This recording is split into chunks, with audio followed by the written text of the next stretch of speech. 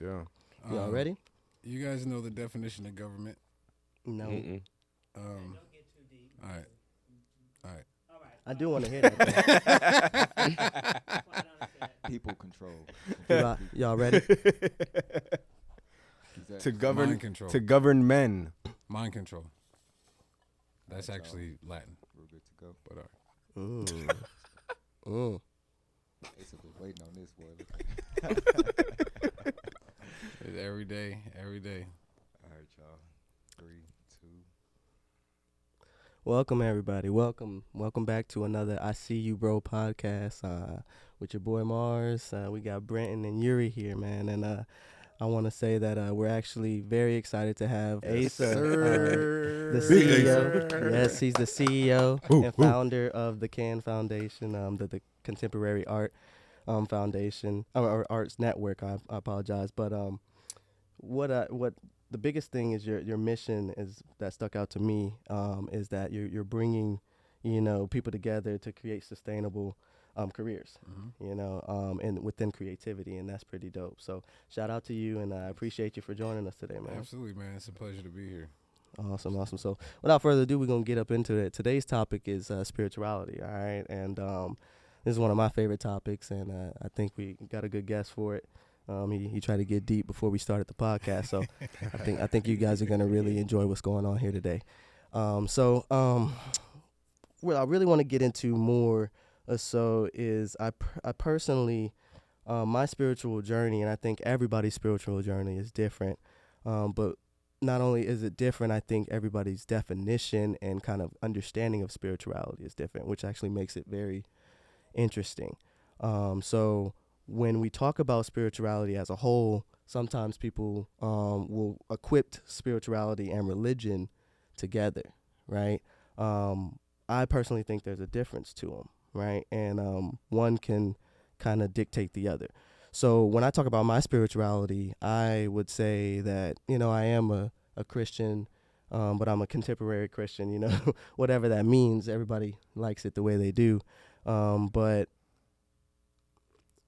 my religion is Christianity, but my spirituality is doing things that kind of make sense towards my views on my religion. So kind of I want to ask you guys, I'll start with Brenton, kind of what do you think the difference, or is there a difference between spirituality and religion, and kind of explain your spirituality and your religion.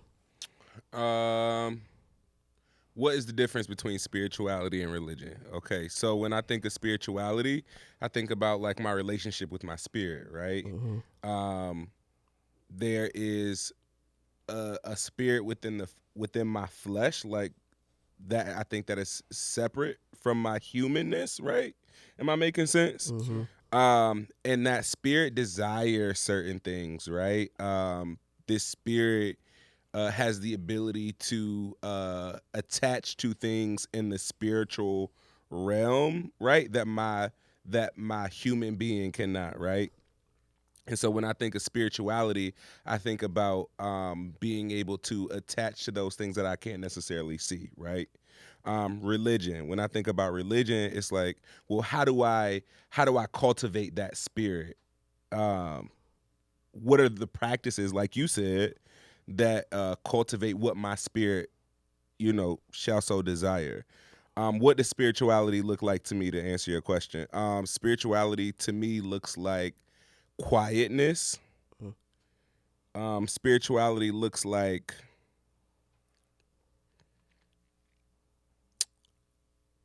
a cohesiveness of like my heart and my mind.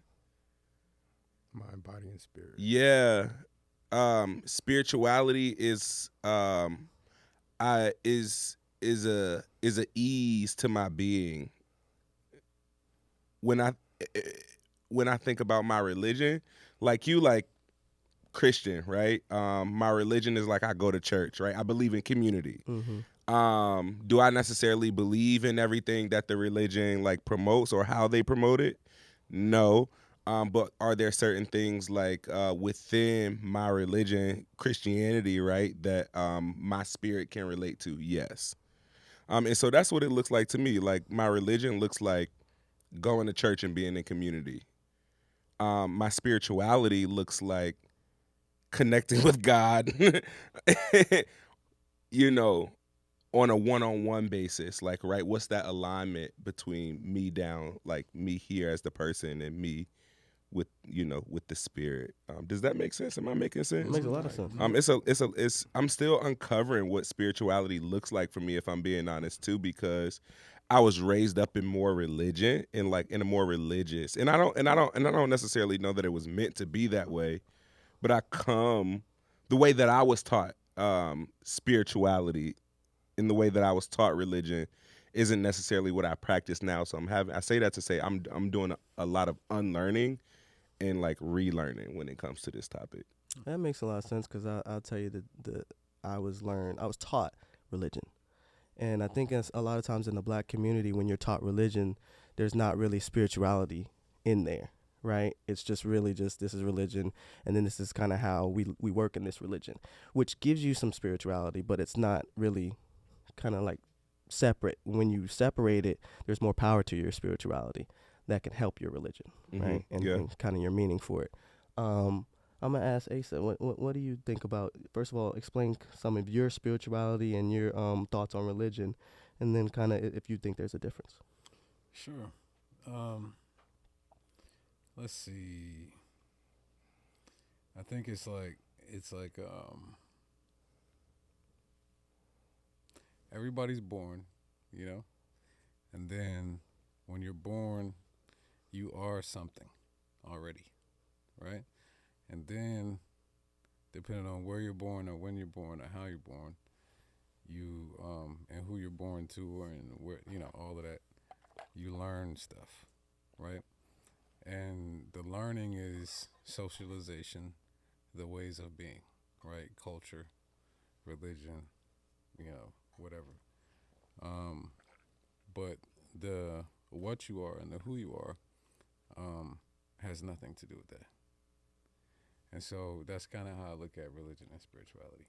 Like, religion is like the cultural practices that you learned, and spirituality is what you are. Mm-hmm. And I think taking the time to learn out what you are is very important. That's good. And I even think there's a difference between what you are and who you are, right? That takes it like one step deeper, right? But I think what you are is the facts, and I think the facts can be discovered.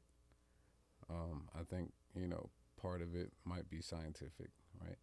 Part of it might be way beyond physical understanding, right? Yeah. But there is, I think, a pathway to understanding, and I think that spirituality is leaning on the what you are. Man, it's gonna get deep.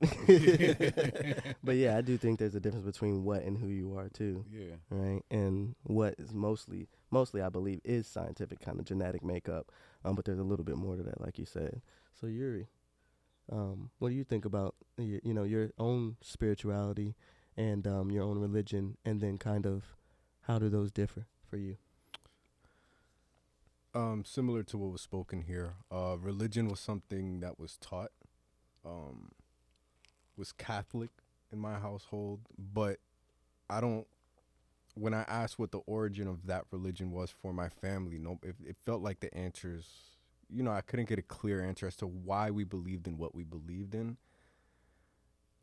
And I just went through life. I was, as I got older, I just drifted away from religion entirely. Recently, for the better part of a year, I've been considering a religion. I want to practice Ramadan and kind of have that be like the entryway in to that. But for a long time, I just couldn't really subscribe to Christianity. Like, no offense to anybody that believes in that, because I believe everybody deserves to believe in something greater than themselves. You know what I'm saying? That's part of our driver here. Like, that's why we're here today. But I just lean so much more on spirituality, who I am as a person, really leaning on that. And just that connection, like you said, that one-on-one connection with God, with the universe, like really getting in tune with that. And just leading my life that way. I pray a lot. I pray in many different instances.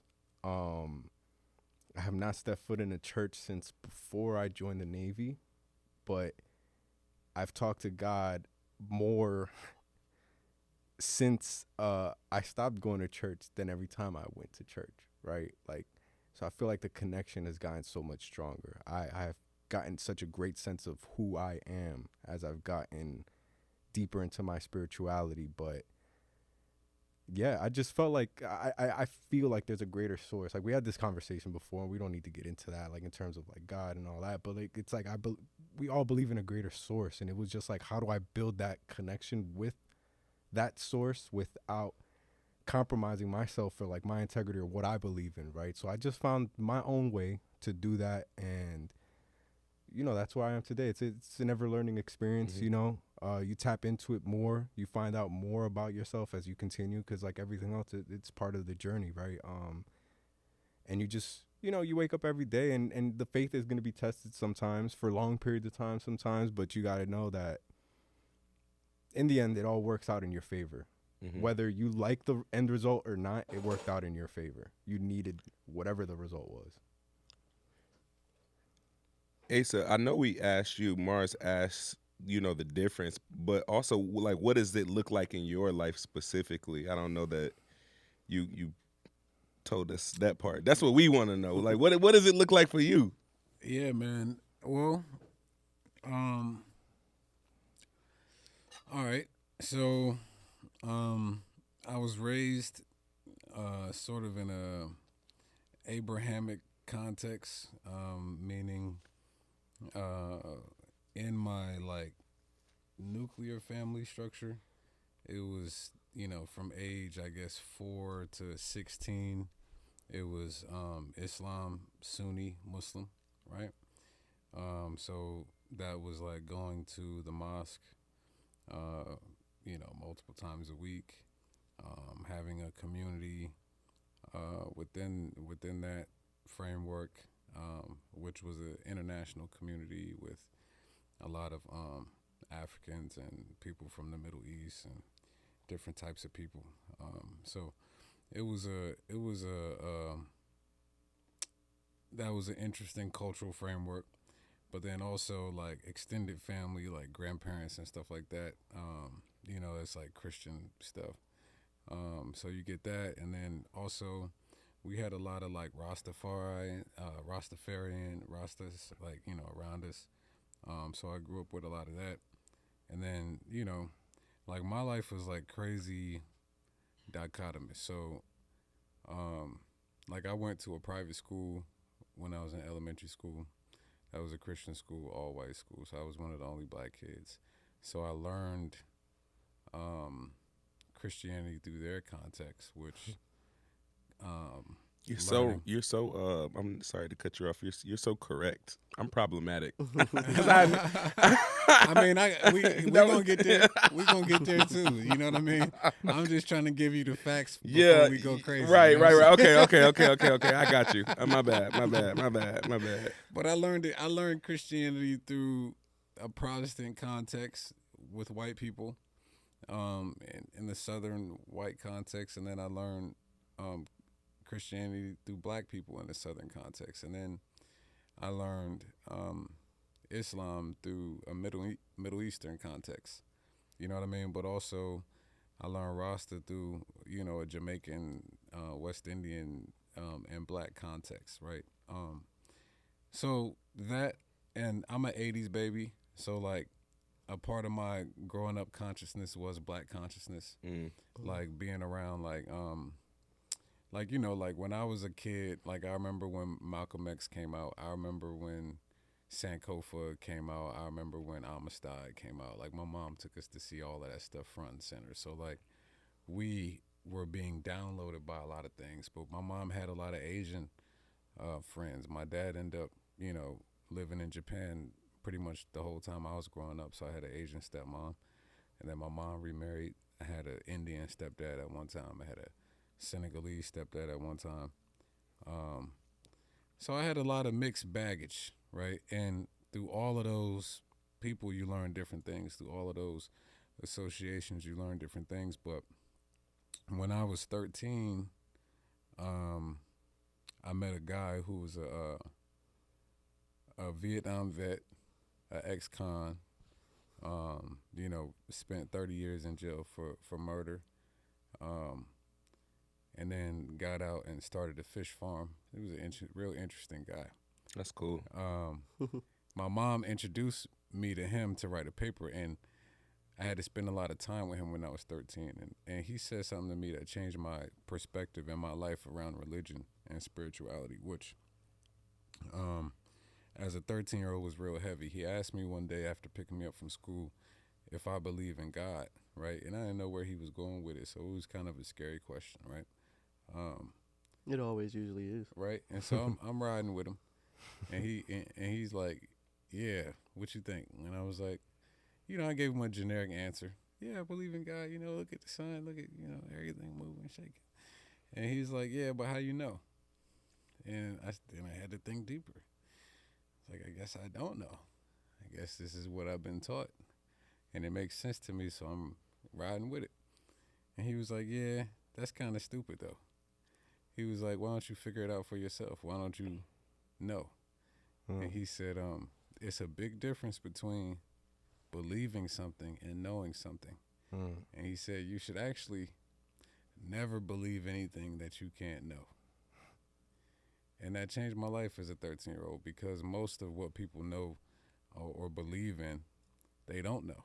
Right? Secondhand experiences. Yeah, or third. Yeah. Or worse. Yeah, yeah. Right. You're right. Right. Most what people believe in and understand and will put their life on, they can't know. They haven't proven it. Right. And so I would to answer your question, I think what I practice is something that I know. It's not really, I don't practice my beliefs. I practice my knowledge. You feel me? And I think that thirst for knowledge started when this gentleman told me that. His name was Shabaka Tecumseh. Shout out Shabaka. When he told me that at 13, this is the same year the towers went down. That was when that thirst for the answers This is started. a terrible, probably not a terrible time, but a unique time for a person named Shabaka at that time. Yeah. As well. I mean, so it was also for Muslims in That's the what I'm country. saying, I don't yeah. know if you guys are privy to that or had any Muslim friends My around that friend was time. Indian. Yeah. We and were he put went on through that. lists. I was right in Jersey, so you see the treatment and the difference in treatment towards people because of how they look or what their name is or how they sound after that happened. They became like public enemy number one for everybody because it felt a lot of people around my area lost somebody. Wow. Like I know people that lost. You were up there. Yeah, that lost somebody. So they were angry, rightfully so, right? But they were projecting that anger onto you know what I'm saying? Everybody wants to blame somebody, and it's a conversation for another day. No, But when the media portrays a certain enemy, it's easy for everybody to target that same enemy, right? Same thing with COVID, same thing with, it's a lot of things. Once they paint an enemy, it's easy for the collective public to do that. The ironic part of that is that they say, and if you really think about that time, the country was never, or how do I say this? It was a time when the country was together. Yeah. Right. That's really ironic to say. Yeah. Right. As we're together, just beating because up on. it's you can go back What does that in mean, you can go back in human. So they were saying that the time was the the country was coming together at this time Because they had one enemy. Exactly. But you can go back in human history and see that on a lot of things, when they created one enemy, everybody's it together. unified. Unified. That's people, more. Yeah. It was right? unifying the American people more than anything. Yo, I learned a piece of history this year, right? Not to throw off, but I learned a piece of history this year, right? That actually will make you question every single thing in American history past 100 years old. double, triple times, right? In the late 1800s, there were, you know how like today we have like the prison industrial complex, right, which is a major institution, right? Well, back then you had multiple major institutions, right? You had the prison institution, right? But you also had the insane asylums, which were just as large of an institution, and you also had state orphanages, which were equally as large of an institution, right? Crazy. And then you also had a fourth institution, which maybe we used to hear from a lot of our grandparents growing up, but we never found out what it really was. They used to say the poorhouse. You ever heard of the poorhouse? Maybe heard your grandparents say, boy, you better save your money, you're going to end up in a poorhouse, stuff like that. Well, the poorhouse was an actual institution. So you had these four major institutions. You had, and this was like in Reconstruction era, right?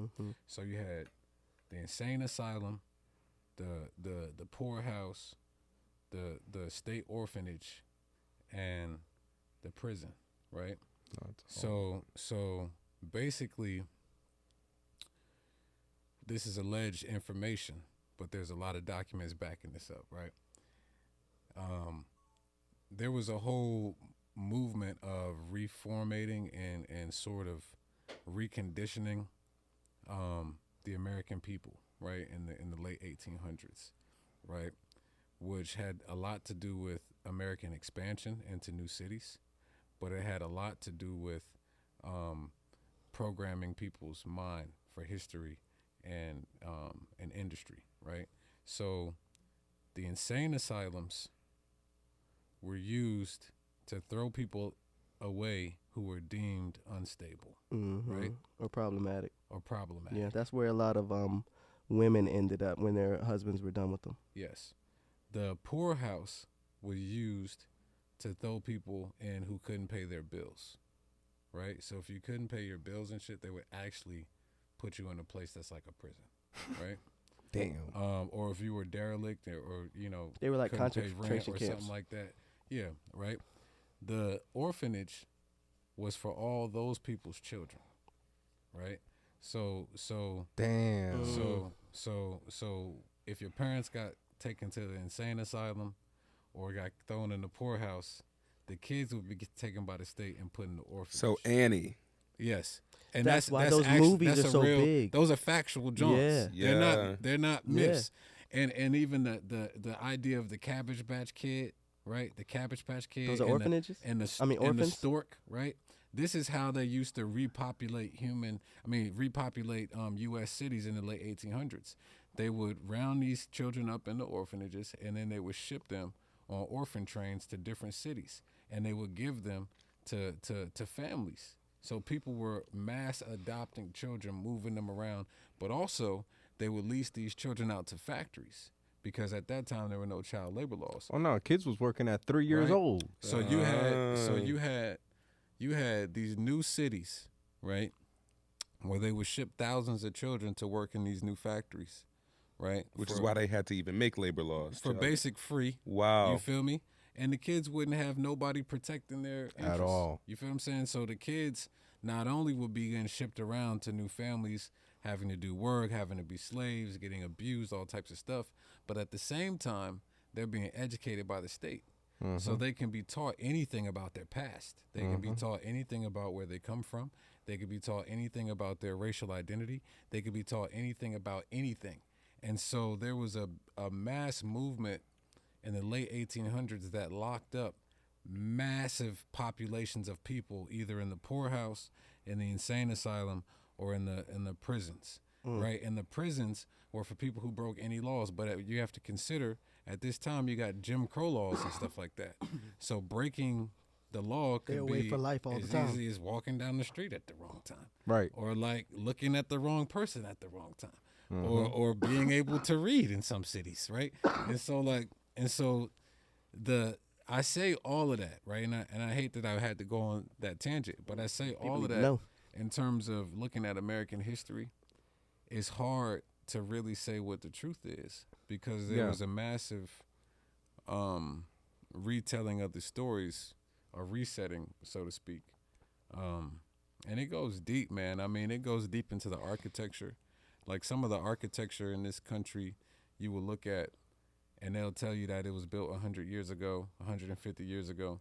But then when you really start rationally asking yourself, how the hell was this thing built 150 years ago before modern technology, right?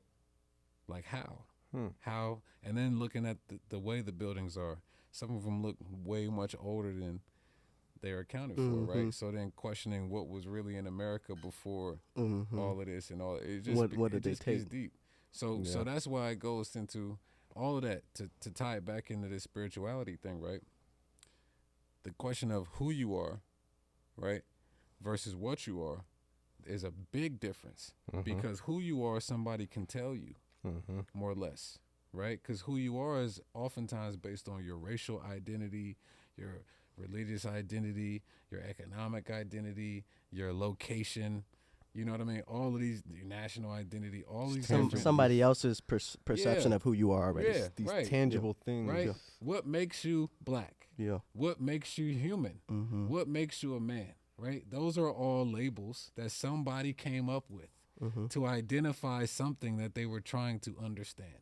But the thing is, we have our own shot at trying to understand this thing, just as any of the uncountable amount of spirits who's walked on this thing, right? So I can come up with new definitions. I can come up with new labels and new words and new ways to think about myself, which can break the frame of the concept, right? Whatever you already know. So even right, talking about God is a frame of frame of reference for something much deeper, right? So like we can say God, right, and we'll know what we're all talking about, more or less. But we all might mean something vastly different. I See You, Bro is brought to you by the CAN Foundation. The CAN Foundation is an arts nonprofit organization founded by artists for artists. The CAN is dedicated to building sustainable careers for the creative class through artist development, arts education, and public art projects. By creating a community, they empower artists, foster creativity, and contribute to the sustainable growth of the artistic ecosystem at large. To learn more about the CAN Foundation, visit their Instagram, Contemporary Arts Network, or their website at thecontemporaryartsnetwork.com. I had this exact conversation. Jesus and God is somebody completely different to each person. But we had that conversation in the test trial where we were like, look at Brandon. I was just gonna say how I felt that God was a label we tried to put on the source to try to understand what it is, because we truly don't know. It is way more powerful. You're not gonna sit here and tell me you know who God is, what he, she, it is. You're not gonna sit here and describe that to me and tell me that you're right. No human is gonna sit here and do that. But the best part is they are right to themselves. That's their God. But we just don't know. It's like the wind, dog. We can't see it, but we feel it. So, Brandon, you can have your opinion. Let me actually come into this, because the next question is kind of, and thank you, Asa, because you kind of made the sense of when you don't have spirituality and you just live in religion, people can tell you who to be, how to walk, right? And then they give you the spirituality, right? Instead of you, because spirituality is a self journey. It's a kind of something that you stumble upon while doing your religion or learning your religion. And I really think it's super unique, because I tell people this all the time. Who are we to think that the religion or the Bible that our parents grew up in and put us in the church of is the right one? We just won the lottery.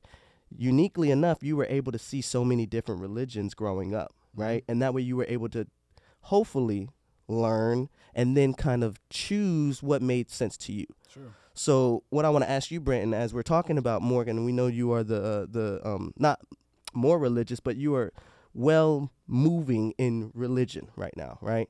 Well, you in certain respects. So let me just ask this. I'll ask you this: why do you follow your spirituality? Why is it the way it is? And then why do you follow the religion the way you do? Well, I follow spirituality because religion had me what's the what's the proper way to say this? That it had me. Had you In a effed up. chokehold? Yeah, exactly. In a chokehold. Because I'm don't, actually. don't even curse. Just say Yeah, But you exactly. were- I'm trying to keep it You clean. felt it because- here though, right? Like eventually you felt it boxed up. So I don't tell this story often, but I was a youth pastor at a Presbyterian church. White, conservative, a whole lot of rules. Mm. Like, that's what it was. I loved it though. It was my experience. You know, you put a black man anywhere, he gonna thrive. That's true. That's just what it was. And so, I watched that church go through a horrendous split. That was maybe in about 2020. I watched it go through a horrendous split. I not only lose my community, because when you work at a church, when you work in that space, and you know religion, right? Like, Mhm. especially Christian religion, right? When you got to be there 5-6 times a week, and you Especially don't, if you're a trustee or something. exactly. And so that's I just what- left church before coming here. Exactly. So anyway, I not in that situation of me watching that church go through a split, I lost my community. I lost my job, so my financial stability, but I also lost like what I thought was my foundation. Because I was like, if this is what I believe or what they're saying it is, then how can it be this? And because there's a mix up here, it's obvious you need to go on your own journey. Mm. And then me going on that journey, I was like, oh, yo, do you even really believe in Jesus Christ? There's a lot more. Do you to it. believe? Yeah. Let me ask you this question, bro. Let me ask you this question, right? And I'm not trying to, Go I know ahead, y'all man. the Go ahead. hosts. Go ahead. That's what it's about. If somebody was to ask us to recount tonight's experience, right? Yeah. And it's, a whole room full of people in here, right? But beyond us on the camera. Everybody's going to have a completely different narrative, Yeah. right? And the narrative might mirror, it might have similar elements. Right. You see what I'm saying? But because I'm sitting right here and because I had the life that I've had, right? It's going to look completely different. Right. I'm going to talk about it differently, and I'm going to log it differently. I'm going to think about it You're differently. gonna receive it differently And too. I'm seeing you from different angles, right? My bro over there is seeing us from a different angle. Right. He's seeing your different side of the face. Yeah. You see what I'm saying? So like he's even Gang. memorizing this differently. Yeah. You feel what I'm saying? Like, and everybody has their life experience that's actually sort of really the lens at which we're coming to this conversation with, right? Yeah. And so there's an interesting thing at play, because if we're going to talk about something, right, we can only at best hint at what the thing is, because we all have different understandings of what that thing is, right? Right. And so there's this philosophy that I love to think about from time to time, because it's a very close mirror, in my opinion, to like the deepest level of all religion, right? And I might argue, right, after, in my life, having gone through and studied many spiritual systems and religions, right, I might argue that the deepest level of the majority of all of them are the same, right? I agree with that. And they're trying to teach the same truth. Now, See, what that truth yeah. is, right? That is true. I can subscribe to that. But go ahead. I'm sorry. Right? No. There's this idea. You guys ever heard of solipsism? Mm-mm. So in popular culture, where you might have heard solipsism referenced is in the Jay-Z and Frank Ocean song on The Jay-Z's bike. about No about church in the wild. not staining his tuxedo at the Basquiat show. You know that song? Yeah, that's no church. no No church in the wild. That's Yeah. my song. So solipsism is said in that hook. Mm. Frank Ocean says solipsistic thoughts or something like that, right? Mhm. So solipsism is a philosophy that states that there's nothing in the entire universe that you can prove to be true other than your own awareness. Other than your own conscious awareness, you can't actually prove anything outside of you to be real at all. Literally. Even And your own memory, sometimes you can't even prove that to be Nothing, true. nothing. And the That's kinda- reasoning why, right, Yeah. is because every single thing has to pass through your own senses, right? Meaning your smell, your eyes, has to pass through your brain. Every single thing. The only way to test anything in the universe, you have to test it with yourself, Mhm. right? So there's no way to actually prove that anything is separate from you, is actually not you, Mhm. right? There's no way to prove it. And so when you look at the deepest portion of every religion, right, and even what Jesus was saying, right, I and the Father are one. There's no separation, right? Whatever the Father hath, I also have, right? Also speaking to things like he who hath, all shall be given. He who hath not, all shall be taken away, right? You got to go into the deeper meaning of those scriptures, right? Because I think what's being spoken of, and this is just my humble opinion, right, is the fact that, and I'm not going to say the fact that, what's being spoken of, in my opinion, is the idea that the true nature of all things and people is the same thing. Oh, absolutely. And Yeah. that one thing is the only thing. Yeah. You know what I mean? And when you develop an understanding, right?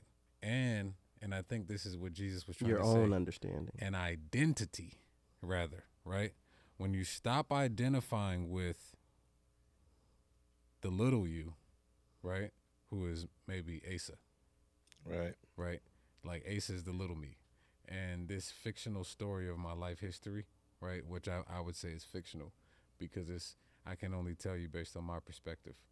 But my mom is going to tell you a different story, and Mm-hmm. my brother's going to tell you a different story, and my homie's going to tell you something else about me. So what is the real truth?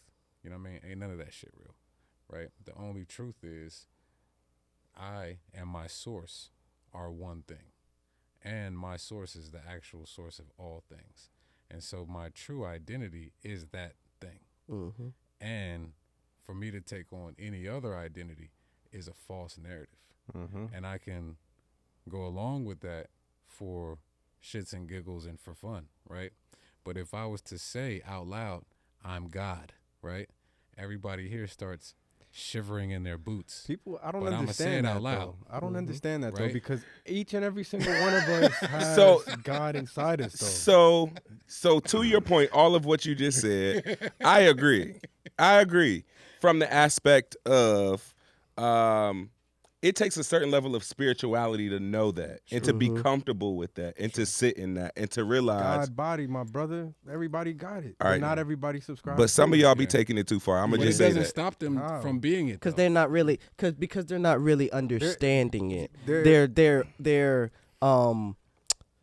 The culture has even flipped spirituality. Yeah. Like they're like it's the same thing as cultural appropriation. They're just basically taking advantage of a time. Yeah, but I feel God by it's within all of us. It's within Yeah. all, and I mean that in saying the spirituality, like you said, we are connected to the source. It is one. When we set our intention out into the universe, Mhm. this manifesting thing that people think is just a wish, Mhm. it's really you setting your intention out into the universe. This shit here didn't happen by accident, No. dog. I've been talking about some shit like this It for was created. years. Yeah, what are we looking at right now, actually? Like, All right, what- let's try to describe what this moment is. Like, even on a physical level. Let's look around the room, right? Like for me, I'm seeing what's in this room, right? And I can tell you what's behind all of this. Mhm. You feel what I'm saying? at And the it's- end of the day, it's one thing, and it's what is it? all of us are here to help people Okay. on that common ground, and that's what I feel. But From- that's I my mean, but- perspective. But I was just about to say that Mhm. from it's We all gonna have different it's answers. all gonna Yeah. look very much different. Yeah. But the one commonality, is that a word? Yeah. Yeah. Yeah. Oh, okay, cool. So I be It is thinking, today. It is today. cool. The one commonality, like, and that I respect That's a big word for about the Elmo. space in the context of spirituality is like it's all trying to say the same thing essentially, and it takes a spiritual individual and a spiritual man to say, hey, it like we probably trying to say the same thing, but we're just because of where I come from and what I believe, we might be coming from two different avenues to meet at the intersection. But to his point, if we dig deeper, if we're probably at the root level on the same page because we're here aligned Yes. Right. for the same cause. Right. Like we each have very different backgrounds, yet we're here aligned for a common cause, a common reason, common purpose, right? And that's where I feel spirituality comes in, where it's like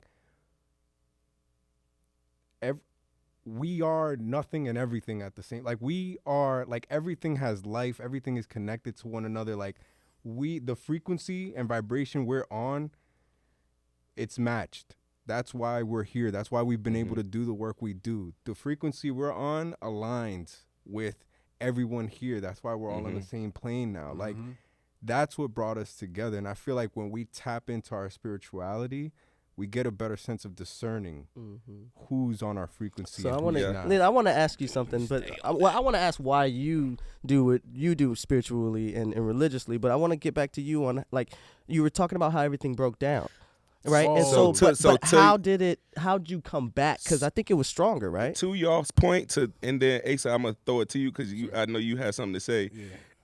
But you had something to say. No, it all broke down. And to your point, I was left with nothing but my innateness and my oneness to like, what do you know? What do you feel in this moment? What do you actually believe? Good questions. Yes. Aside from what you've been taught, aside from what you're being taught, I'm still learning. Like I have to unlearn stuff every day in the culture where it's like, so to your points, Yeah.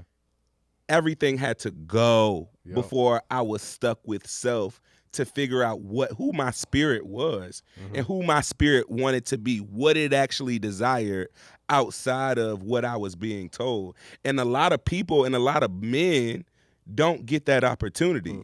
They don't get an opportunity to sit with it. Generally takes you being stripped of everything before you are left to really check your spirit.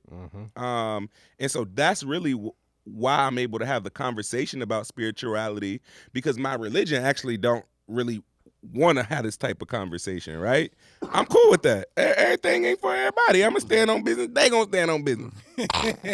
You feel me? Everybody standing on business. Yes. So that's what we finna do. That's who my spirit is. Yes. Yeah. My spirit is actually confrontational as hell. Yeah. I want to fight. And, yeah. You know, but anyway, that's how it all had to. I had to be stripped away. Asa, I felt like you was about to. Man. You a preacher, low key. Nah, my guy. That's was why just, he was that in My the guy was just drama going thing. on some points there, because like you said something, and what you just said was right and exact too. But my brother was saying, he said you said we are all nothing and something at the same time, right? And that just resonated with me so hard, because when we go back to this thing of like what we are, right? What everything is atoms, right? And atoms on a physical level, right? On a purely physical level, quote unquote, right? Everything is atoms. And atoms are broken down into even smaller components called protons, neutrons, and electrons. This is some basic stuff that we learn probably in elementary school or middle school, right?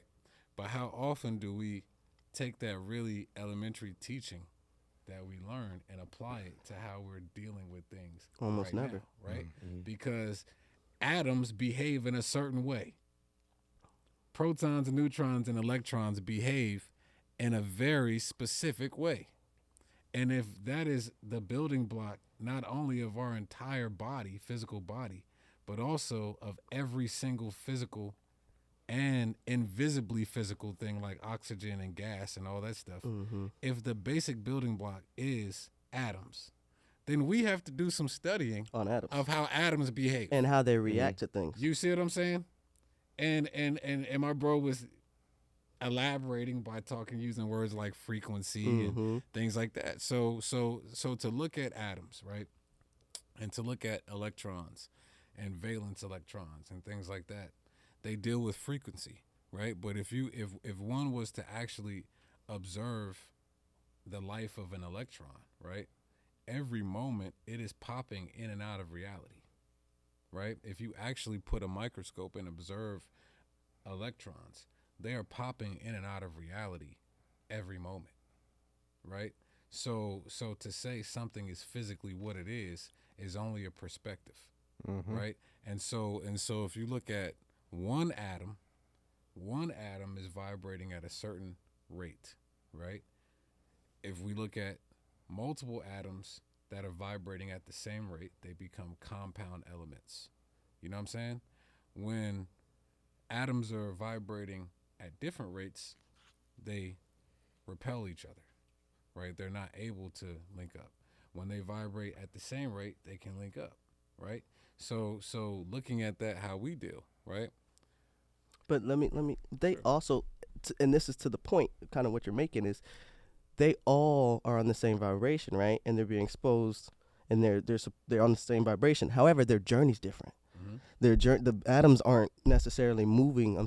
But moving the same way, and that's the most interesting part, is that people don't understand, is that even though we're on the same vibe, like you mentioned, we're all here for different reasons, but for that one main reason, on the same vibe, right? Yeah, like In we different came from journeys. different paths, but one thing led us here. Exactly. Yeah. Well, thinking about that, right? If we're all made of atoms, which are then made of the smaller things, like, then we're popping in and out of reality every single moment. Truly, factually, actually. Every single moment. I feel that. I'm a brand new person. And You the can only thing, no, whether you want to believe it, control it, or not control it, whether you say I'm going to consciously do this, or whether you never think about it ever in life, right? Every single moment, you are a brand new person. Every single moment. And the only thing that is connecting you or giving you identity is a story. Yep. That you adhere to every time you wake up. Right? It's a story you telling that's being reinforced by the people, right? Reinforced by the things that you put in your life, reinforced by the words that you use, right? And so thinking about this, right?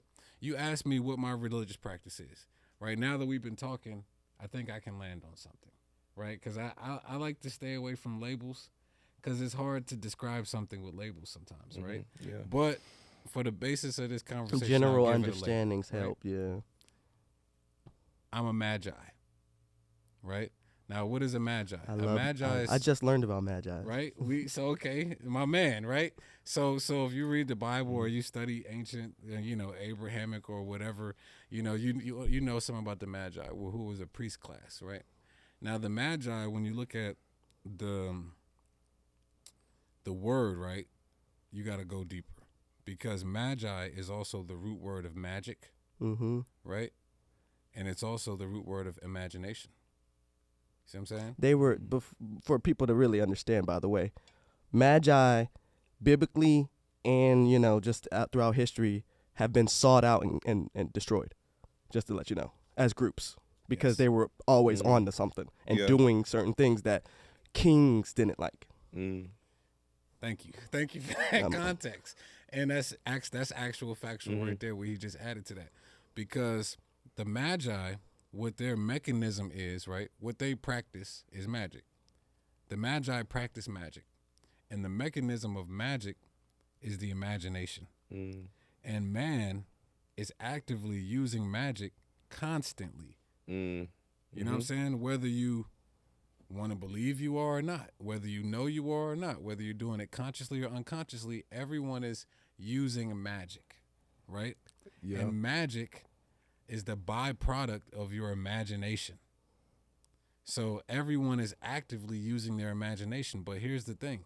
Your imagination is an entire world. It's actually not just in your head. It's actually an entire real world. Yes. Just as real as this physical world, right? And we live in both worlds simultaneously at every single moment. At every moment, there's one foot in your head and in your heart, right? And there's one foot in this shit. You know what I'm saying? Narnia. In Narnia. Yeah.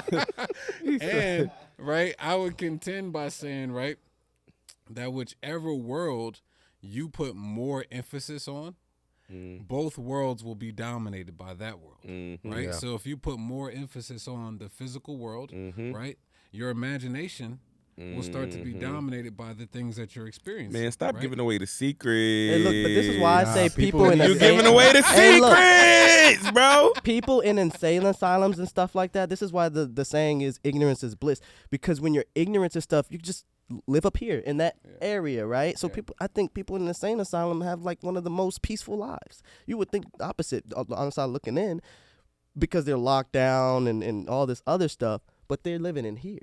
I would still not want to ever be in an asylum. But you wouldn't. But if you're living in here, you're not in an insane asylum. Well, here's the thing. I can be completely living in nigga, here if I can't go to and the living in store here. and grab something that I want to eat, because I'm in an asylum, I'm in But an asylum. I see you as in an asylum. But if you don't see yourself, one flew over the cuckoo's I see nest? what you're saying. Nah, I know what he's saying. I'm just fucking with No, him. but I feel you. But people need to hear that because Nah, most I people know. were saying it like the way you're saying it. Nah, I know. No, they're in an insane asylum, but they might not be. I See You Bro is brought to you by City Center at Oyster Point.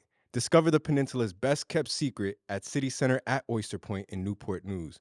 Experience their growing culinary scene with new restaurants such as Satay and Amaro Italian Bistro, or grab small bites at Tinto Wine and Cheese. City Center regularly hosts events like free fitness classes, open mic night at Cure Coffee, and Latin dance night at Salsa's Mexican Grill. You can even treat yourself to some self-care at the Eyelash and Eyebrow Bar, or catch a movie at Cinemark. There's also the Contemporary Arts Network Gallery, a haven for art enthusiasts. City Center isn't just a hotspot. It is the up-and-coming foodie paradise and Peninsula's best-kept secret. Whether you're going out for date night or family-friendly fun, City Center is the gem you've been looking for. Stop by and discover why City Center at Oyster Point in Newport News is your perfect destination for any occasion. For more information, check out their website, citycenter@oysterpoint.com, or give them a follow at City Center at Oyster Point. But My grandmother said to me, and I'll never forget it, and it goes along the lines with what you're saying, like your imagination. She said, your brain is meant for beautiful things. It's not meant for trash. Right. And I'm like, oh wow, every time a negative thought passes through me, I'm like, nah, my brain isn't for that. My imagination isn't for that. And to your point where it's like, I just learned that this year, bro, like so last important. year. I literally, whenever I thought something negative, I would just say I love myself. Literally. Yeah. Like that was my key until I stopped. Yeah. And so, but yeah, For No, black you men, gotta find those things. for black men, like to your point, learning that when you said give away the secret, right? Mm-hmm. We're like the lead in homicide and going to jail and depression and suicide and all of the fucking destructive categories, right? Which is a cause which is caused by anxiety, depression, right? Now it's clinic, everybody's on fucking meds, people taking drugs, people going to church to try to figure out how to solve their anxiety. Yo, it's one simple fucking way to solve your anxiety. Stop worrying Mindset. or thinking about the future. Mm-hmm. The future doesn't exist. Or the past. what'd you say? What'd you say at that at the can event? What's that? The only real time is right now. It's right now. When you yeah. literally like you people say worry, oh, I'm worrying about you. I'm worried about you, right? Or I'm worried about this thing. Or I'm worried about these bills. I'm worried about this. Or I'm worried about that. Or I got this thing coming up. Or all of this shit that you're worried about, which is causing you anxiety or frustration or depression, right? Or shit that happened in the past. Damn, it's on me still. It's on me still. The only reason any of those emotions are happening because you're not right now. Mhm. You're not in right now. That's a lot of people's problems. So That's as we're majority talking of about people's that, let me problem. ask you this, Erie, since we're on that, because that's literally like you're saying how people are on drugs and doing this and not really understanding their reality is here and their mindset is here, and that doing things like how you just said was that I'm not going to allow this idea to pass through my head. I hear it, it's here, but I'm going to throw it out. And then I'm going to think positive things like how you just said, I love myself. And so as we're sitting there, is there a correlation in the fall of religion in society, as we're talking about society just either being religious or not? Sometimes some people would say we're in the most demonic age we are, right? Which throws you out of spirituality and religion. But I think spirituality could be demonic. But what would you say about that? The rise or the fall of it in this space? I would say that we are in a time where kids don't necessarily feel like they have to adhere to the religious beliefs or practices that their parents are trying to instill in them, like maybe we were or our parents were. We're in an age where it's filled with information. So there are pros and cons to that. It leads people to be more curious. What else is out there? I want to subscribe to something different because I don't particularly like what's being taught here, my experience here with this religion, So I just feel like we're in an age where there's a lot of confusion, right? People don't have a steady set of rules or codes to live by. I fortunately created that for myself when finding spirituality, right? To kind of learn who I was. I knew in order to be the best version of myself, there was certain disciplines I needed to take. There was a sense of strictness I needed to have with myself, a certain standard I had to hold myself to.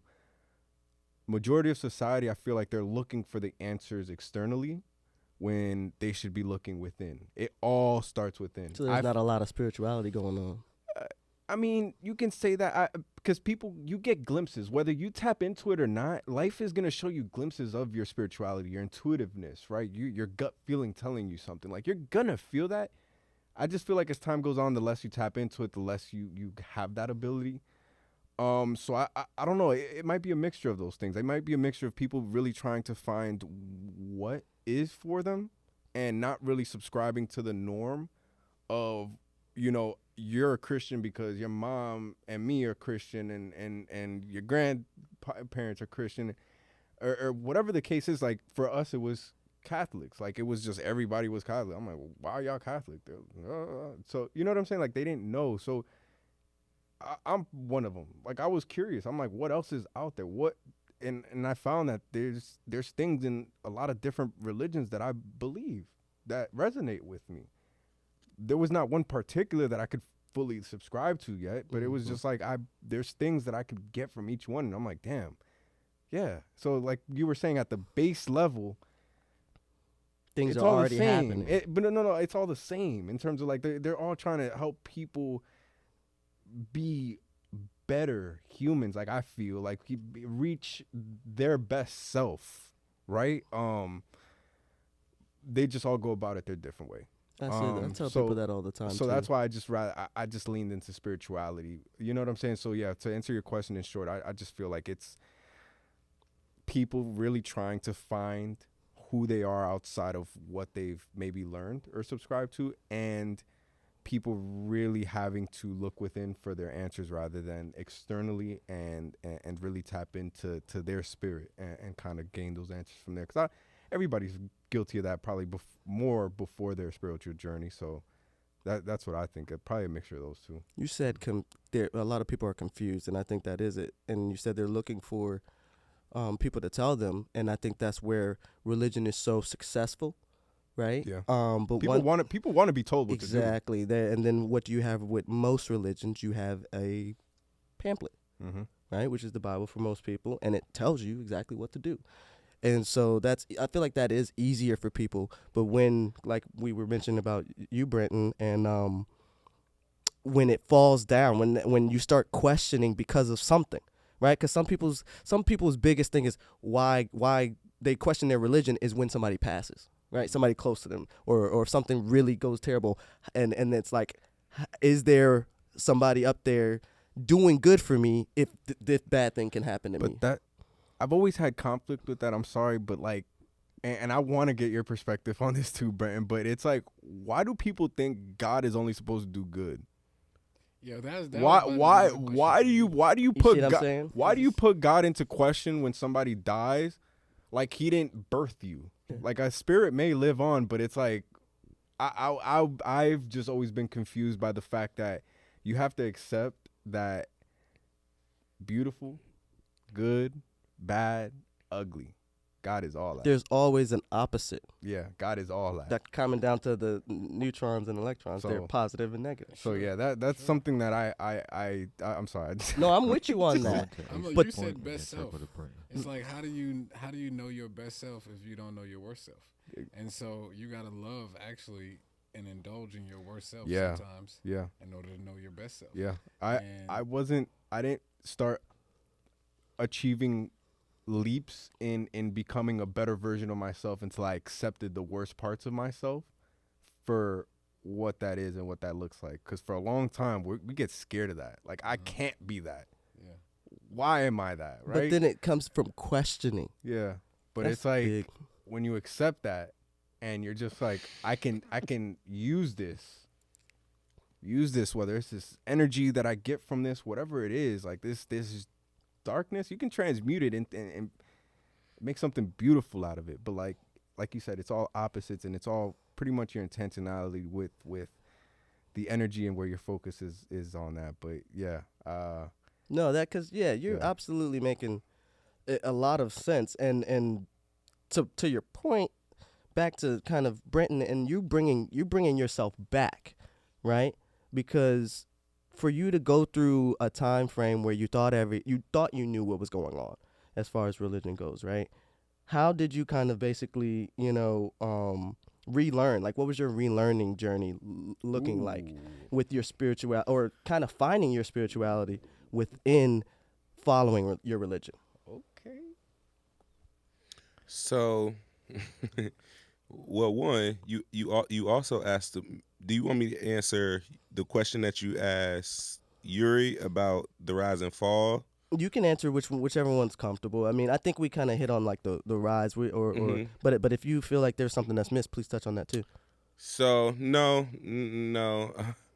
I'll answer the second question, which was, what am I doing to relearn? Mm-hmm. Spending time with myself, Yeah, that's the key. and 9 times out of 10, like, I'm gonna hear it again, and it's gonna resonate with self. And there are gonna be frequencies, and there are gonna be moments in the flesh that align with self. Mm-hmm. And so, how am I learning that? Like, I'm learning to pay more attention to self. Like, what do your atoms say No, when you in this space? asking yourself that tough question, probably, right? Like asking yourself the questions you might have ran from asking yourself and answering before, Mhm. right? Yeah. It's like I'm spending time being quiet. What does that look like? It means I'm never gonna bring up something that I ain't spent time with myself and that I've really thought about. You know, I'm not gonna bring it up in conversation. I'm not gonna be confident about it. And so I'm learning that as I get older, like, I want more moments with myself. Bro. It's like Yeah. moments, time. a life that allows me to actually sit with my anatomy, right?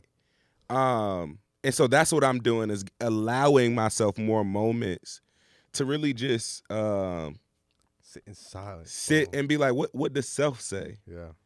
And and bro, that's so hard for me right now, because where I work, a lot of the spaces that I take up, they're spaces that force a certain agenda. Mm-hmm. You know, and I have to consciously ask myself, are you gonna risk all of this for the sake of self? And not even for the sake of self, but be like, are you willing to risk it all to be truthful And that's what to self? into that. Do you feel like when you're starting to be truthful and diving into your relearning and spending time with yourself, you feel like are you betraying any parts of you that once was, or any kind of? But explain that. Absolutely. Like, I still code switch. You know what I mean? Like, I'm learning that self, it actually desires to be the only type of him in the room. Mm-hmm. He don't want to look like everybody else. You know, self actually is not a head nodding ass nigga. Mm-hmm. He's not that. Mm-hmm. You know, actually self is not cool with everybody. He just laughs to make himself likable to fit into the space. And so I slip into that, but bro, that's something that I'm consciously even like I don't have to show up at 150 every day. Yeah, I'm glad you don't show up on here on that bullshit. Yeah, I'm not doing that. I'm not like, and so I'm learning, bro. Like I'm learning. Like I'm like even my job is 60 people in the room. 8 of them are black. No, but I'm not smiling and laughing at everything because y'all not funny. No, but I say that to say I'm glad you show up here comfortable enough to just be yourself. Yeah. You don't feel like you got to do all that other shit, man. So But yeah, to answer your question, Morris, I do fall back into it, and I think that if you are not conscious and aware of these types of conversations, then you're more what's the word? Susceptible. Yeah. That was a little. Yeah. That's a big word for Elmo. But it's yeah. We all learn. Yeah, it's crazy, man, that you say that because it's like learning who you are. You fall back into who you feel you're betraying sometimes. Okay, yeah. So it's just tapping into that spirituality, man, because something like you said, I feel like for all of us here, it was a sense of maybe not tragedy, but when things fell apart, that we had to really connect with spirit, that we really found out that all the shit we felt was important at that time really wasn't, right? In a sense, because I feel for most people, you know, that's when you really get a chance to connect with the source, when you have nothing else to lean against. You know what I'm saying? Like I've fallen into that, but I've done a much better job, and I'm proud of myself of keeping God in my life when everything is great too. Good, bad, ugly, great in my life, right? Always praying. But it's just to Brandon's point, and that's part of the level up, when you take that journey and you grow spiritually, right? You tend to fall back into what you're used to, right? That's just your subconscious. It's what you've been comfortable with, right? But it's just like you're just shedding that as you go along, because you're gonna get sick and tired one day. And I hope it doesn't come to a point where you have a Kanye moment where it's crazy as hell, but you're gonna get tired. Yeah, you're gonna get tired of that. You're gonna ask yourself, what the fuck am I doing, right? And you're gonna enter a point where you wake up one day and you're just like, I'm not doing that. Like, I'm not code switching today. You know what I'm saying? Like, and you'll feel that liberation, and it'll continue you going. And that is the beauty of spirituality, is unshedding everything that is not you, so that you can be who you are, bro. Yep. And it's just, yeah, so tapping into that, it's a beautiful journey, man. I feel like I said, we're learning every day. It's not perfect. It's not meant to be. It can get fucking ugly. There's days, man, where it's tough. I'll say that. Like, it's really tough on the journey. But you know that as long as you continue to keep going and continue to, you know, put your best foot forward, like, there are no downsides to continue to exploring your spirituality. Like, there is literally no downsides. You're going to heal, you're going to grow, you're going to inspire others to do the same. So it's like, as Yuri's giving his final thoughts, I think that when you start taking a step back and looking at kind of not only just your journey and your experiences, but kind of what they are shaping you for, kind of like, why did I go through that, right? And then, like I kept saying, like you mentioned that I started asking myself questions. Brandon, you went through something where you felt comfortable, and then it started breaking down, and then guess what you started doing? Asking yourself questions, right? And Asa, you all your life, you've been asked pretty good questions. Yeah. And while you're asking yourself questions, and I think when you said, I think he was Muslim, the brother that asked you the key question that kind of shaped a lot of what you're doing now, was, what do you know about what you think you know, right? Is in living in that knowing, and you have to know, you have to ask questions to know. And before you can ask other people the question that you really need to know, you got to ask yourself it, right? And not to say that you have the answer, but the answer is that I need to find this answer out. So who or where can I go to kind of learn this and live in my imagination so that I can pluck it out and then it's reality, right? And so I'll say, Brenton, I would like you to give me your final thoughts after mine, and then Asa. But for me, spirituality and religion, you have to separate them, right? I feel like a lot of people live in religion without spirituality. And when you live in religion without spirituality, your journey is capped, for me. And this is just kind of how I feel. Because when you are living, religion itself, technically, to me, is like a blueprint on how you should govern yourself and how you think other people should be governing themselves, right? But spirituality is kind of like the shoes you put on, right? And the clothes you put on to kind of go through that journey. It's like going, if you know you're going to go hiking in the summer, you're going to wear some shorts probably, or long. It depends on you, right? It's your journey, right? I don't want to get ticks. So I'm going to wear long shorts or leggings or whatever, right? And then some people are like, Pants. I'm going to be hot. Right? Pants. Thank you. Thank you. Or pants. But if not, it's just, it's all different. It's all different. But the spirituality is kind of like how you prepare yourself to live in your religion, right? So I think you can live your life spiritually without religion. But I don't think it's really beneficial to live religiously without spirituality. And so that's kind of like how I view it. And I think there is a huge difference, but they both benefit you. They're both beneficial together. Right. So kind of what is your final thoughts on your spirit, not yours, but kind of spirituality and religion as a whole for you? I have none. It's like, nah. You said it. Like you said something that stuck out. You said living in religion without spirituality caps your journey.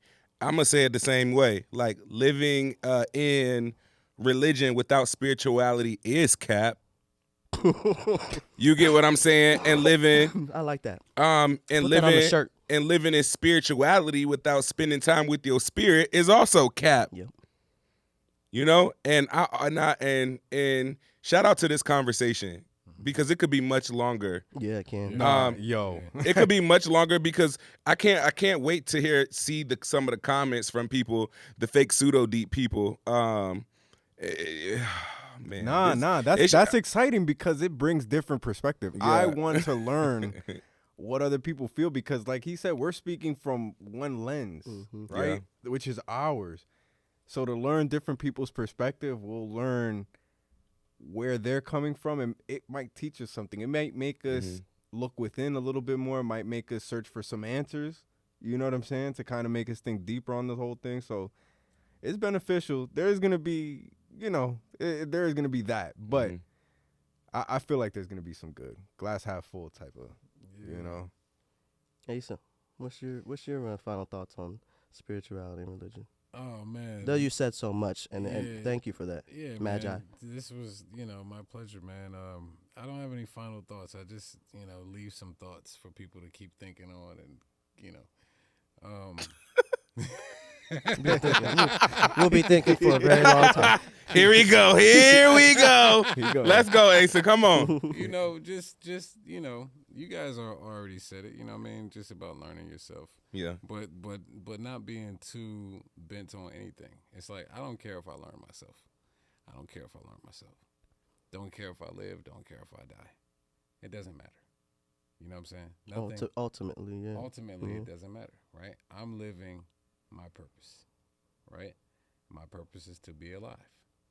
And, right, in my knowledge base, I would say that when I'm no longer alive, I'm still gonna be alive. Right. And so I'm cool. I'm not fully anticipating what the next moment has, and I'm not too bent on what has already happened. Right now, I feel good, Yeah. right? I can breathe. I got clothes. I got a car. I got everything I need right now. Right now, To get where I'm going. right? Everything I need right now. I'm not worried about what happened yesterday. I'm not worried about what's going to happen tomorrow. You know what I'm saying? Everything is taken care of right now. You know what I'm saying? And right now I'm happy. You dig? And so if I focus on the happiness, it'll probably be more in the next moment. Mm-hmm. You know what I mean? And so, hey, everything is love. Everything is beautiful. And yo, I'm gonna leave. This is the real last thought. I knew I'm it. I long-winded. knew it. I was This is waiting the for real it. last thought. I was waiting Because for this it. everybody needs to hear this shit, right? My mom used to say this to me every day growing up, to me and my brother, right? Word sound has power, right? Word sound has power. The things you say become real, whether for positive or negative. Mm-hmm. So if you talk about your situation, like if something negative is going on around you and you talk about it out loud, Yeah. you're reinforcing it. You're right? you're recreating that in your mind Exactly. over and over. Mhm. Like yeah. Acknowledging things in life that you don't really want to accept or that aren't really good for you, stating them, because here's the thing: the more you say things out loud, the more you reinforce your thoughts and your feelings. Mm-hmm. Right? Sometimes just not saying it will kill the thought Mm-hmm. and kill the feeling. Mm-hmm. You know what I mean? But if you feel like lacking something you wanted and you keep talking, I don't got this, I don't got that, or this motherfucker hurt me, or something, you're gonna be recreating those feelings, recreating those moments, recreating those circumstances. So if you want good things, talk about it before it happens. Right. You know what I mean? I always feel like you could tell a lot about a person by how they speak on a situation when it's negative, right? Or how they speak on their outlook on things, right? Because you could tell where they're at in their spiritual journey just by their outlook. So, yeah. Yeah. Just be vigilant. Hey, man. Also, I appreciate you for coming. Shout out to Word him, up. the founder of the CAN Foundation, which y'all definitely need to go check out. And this man is way more, as you guys can tell, if you've been tuning in, way more than just the We founder. gotta get a part 2. Yeah, we're gonna have to have you Anytime, man. back, bro. Anytime, man. Shout out to y'all brothers, man. This is an incredible platform, and this is much needed. Hell yeah, man. Yeah. So, Brandon, go ahead and kick us out. Bet. Well, everybody, welcome and also goodbye from the ICU Bro podcast, a space dedicated to creating space for men of color, especially to just talk about some of the things that we don't generally get the space to talk about, like spirituality and religion. So shout out to everybody that tuned in today. Like I always said, we ain't trying to tell you a certain path. We just trying to give you some options to think about and trying to give you some space to just think about some stuff. So I'm Britton, 1/3 of the ICU Bro pod, and we out. I'm out. Hey, it's your boy Mars, one of the #1 misfits. And make sure you like, share, and subscribe. And we'll see you at the next one. And it's your boy Yuri. Please, please, please share your perspective in the comments because I really want to see what y'all talking about. I want to see who you agree with, why, and just a little bit about your life too and your journey. I'll kick it off to Asa to say goodbye too to the folks. Hey, peace, y'all. Much love, man. Everybody, man. Peace, peace. Peace.